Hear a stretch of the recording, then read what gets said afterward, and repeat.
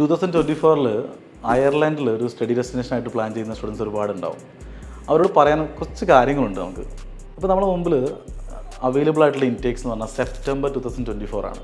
അപ്പോൾ ഈ സെപ്റ്റംബർ 2024 നമ്മൾ അപ്ലിക്കേഷൻസ് ഒക്കെ കുറച്ച് മുന്നേ യൂണിവേഴ്സിറ്റീസ് ഓപ്പൺ ആക്കിയിട്ടുണ്ട്.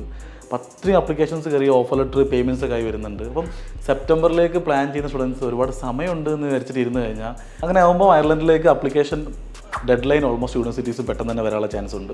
ഹസിൽ ഫ്രീ അപ്ലിക്കേഷനാണ് ശരിക്കും നിങ്ങൾ പ്ലാൻ ചെയ്യേണ്ടത്. കാരണം 3 മാസത്തോളം നമുക്ക് വിസയ്ക്ക് മുമ്പ് സമയം വേണം. നമ്മുടെ അപ്ലിക്കേഷൻസ് കൊടുത്ത് ഓഫർ ലെറ്റർ കിട്ടി അത് പേയ്മെൻറ്റായി അത് VFS സ്ലോട്ട് എടുക്കുന്ന പ്രോസസ്സൊക്കെ നമുക്ക് റിലാക്സ്ഡ് ആയിട്ട് ചെയ്യാൻ പറ്റുമ്പോഴാണ് നമുക്ക് ആക്ച്വലി ഒരു അയർലൻഡ് സക്സസ്ഫുൾ വിസ പ്രൊഡ്യൂസ് ചെയ്യാൻ പറ്റുള്ളൂ.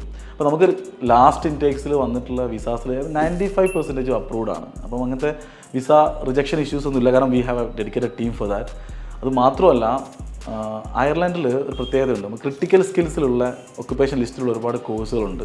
ഇപ്പം ഫാർമ, അക്കൗണ്ടിങ് ആൻഡ് ഫൈനാൻസ് ഒക്കെ പോലത്തെ കുറച്ച് കോഴ്സുകൾ. അപ്പോൾ ഇത്തരം കോഴ്സുകളൊക്കെ വളരെ നേരത്തെ ക്ലോസ് ആവുകയാണ്.